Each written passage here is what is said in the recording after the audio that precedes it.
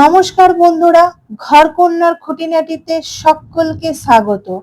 আজ হাজির হয়েছি দুর্দান্ত স্বাদের পনির ভুর্জি রেসিপি নিয়ে। রুটি, পরোটা, লুচি কিংবা নান পরোটার সঙ্গে দারুণ লাগবে খেতে। আমার মতন করে একবার বানিয়ে দেখুন, এতটাই টেস্টি হবে যে দুটো রুটি বা পরোটা খেতে আপনারা বাধ্য হবেন। আশা করছি রেসিপিটি খুব ভালো লাগবে। চলুন দেখে নেওয়া যাক আজকে আমার রেসিপি পনির ভুর্জি।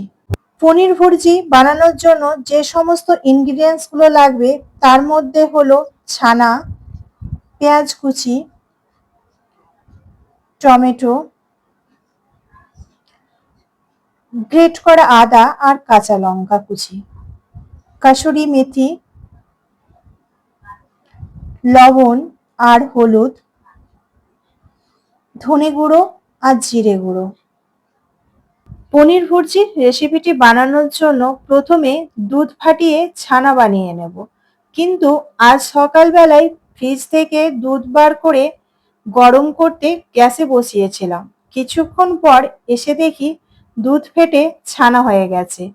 তখন ভাবলাম তাহলে এই ছানাটা দিয়ে আপনাদের সাথে পনির ভুর্জি রেসিপিটি শেয়ার করি।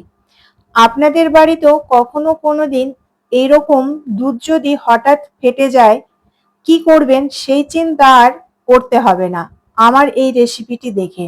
এতক্ষণ আপনাদেরকে বললাম পনির ভুর্জি রেসিপিটি বানানোর কারণটি। এখন পনির বা ছানার উপকারিতা আলোচনা করব। ছানা বা পনির একটি সুস্বাদু এবং পুষ্টিকর খাবার, যা বিভিন্নভাবে খাওয়া যায়। এতে প্রচুর পরিমাণ প্রোটিন, ক্যালসিয়াম, ভিটামিন এবং খনিজ রয়েছে। এটি হাড় ও দাঁত মজবুত করতে সাহায্য করে, হজম শক্তি উন্নতি করে এবং রোগ প্রতিরোধ ক্ষমতা বাড়াতে সাহায্য করে। তবে অতিরিক্ত পরিমাণ খাওয়া উচিত নয়, কারণ এতে চর্বি এবং ক্যালোরি বেশি থাকে।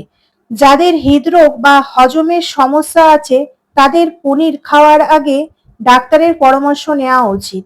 আপনাদের সাথে কথা বলতে বলতে ছানা থেকে জল ঝরানো হয়ে গেছে।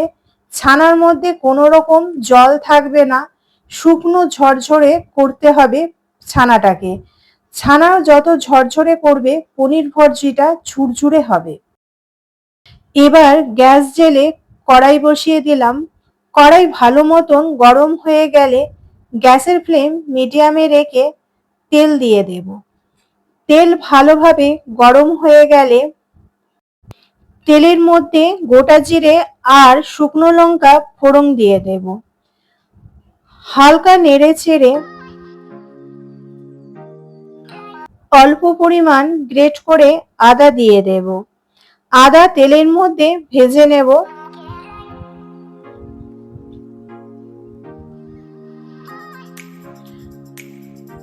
এরপর পেঁয়াজ কুচিগুলো দিয়ে দেব।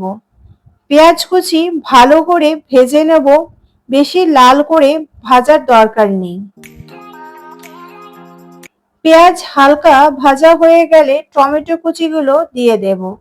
তারপর কাঁচা লঙ্কা দিয়ে দেব। পেঁয়াজ, টমেটো, কাঁচা লঙ্কা সবগুলো 5 মিনিট সময় নিয়ে ভেজে নেব। গ্যাসের ফ্লেম মিডিয়ামে রাখতে হবে। হালকা ভাজা হয়ে গেলে লবণ আর হলুদ গুঁড়ো দিয়ে দেব। হলুদ আর লবণ ভালো করে মিশিয়ে নেব পেঁয়াজ টমেটোর সাথে, নেড়ে চেড়ে। জিরে গুঁড়ো আর ধনে গুঁড়োগুলো দিয়ে দেব। এবারে সমস্ত ইনগ্রিডিয়েন্টস গুলো ভালো করে ভেজে নেব। আপনারা পারলে এর মধ্যে ক্যাপসিকাম অ্যাড করতে পারেন। আমার বাড়িতে ছিল না বলে আমি ওটি স্কিপ করেছি।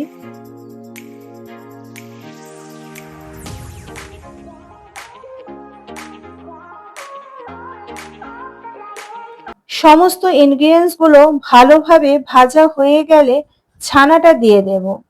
এবারে ছানার সমস্ত মশলার সাথে ভালোভাবে মিশিয়ে নেব।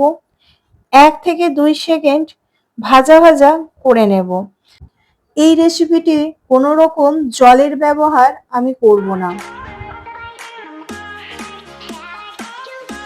যখন দেখব শুকনো শুকনো ভাজা ভাজা হয়ে গেছে, তখন ওপর থেকে কাসুরি মেথি দিয়ে দেব। ভালোভাবে মিশিয়ে নেব ছানার সাথে। আমার বাড়িতে ধনেপাতা ছিল না, তাই কাসুরি মেথি ব্যবহার করেছি। আপনারা পারলে ধনেপাতা দিতে পারেন। ছানা পুরো শুকনো শুকনো হয়ে গেছে। এবারে গ্যাসের ফ্লেম বন্ধ করে দেব। এবার একটি সার্ভিং বোলের মধ্যে নিয়ে নেব। 20 মিনিটে আমার একদম পারফেক্ট সুস্বাদু পনির ভুর্জি রেসিপিটি রেডি। আমি এটি সকালের টিফিনে পরোটার সাথে সার্ভ করব। রেসিপিটি ভালো লাগলে অবশ্যই একটি লাইক করবেন। কমেন্ট করে জানাবেন কেমন লাগলো রেসিপিটি। আপনারা চ্যানেলে যদি নতুন বন্ধু হয়ে থাকেন তাহলে চ্যানেলটি সাবস্ক্রাইব করে নেওয়ার অনুরোধ রইল। পাশে থাকা বেল আইকনটি অবশ্যই প্রেস করে দেবেন, কারণ আমি চ্যানেলে নতুন কোনো রেসিপি দিলে আপনাদের কাছে খুব তাড়াতাড়ি পৌঁছে যাবে। আজকের মতন এই পর্যন্ত। আবারও হাজির হব নতুন একটি রেসিপি নিয়ে আপনাদের সাথে। ধন্যবাদ।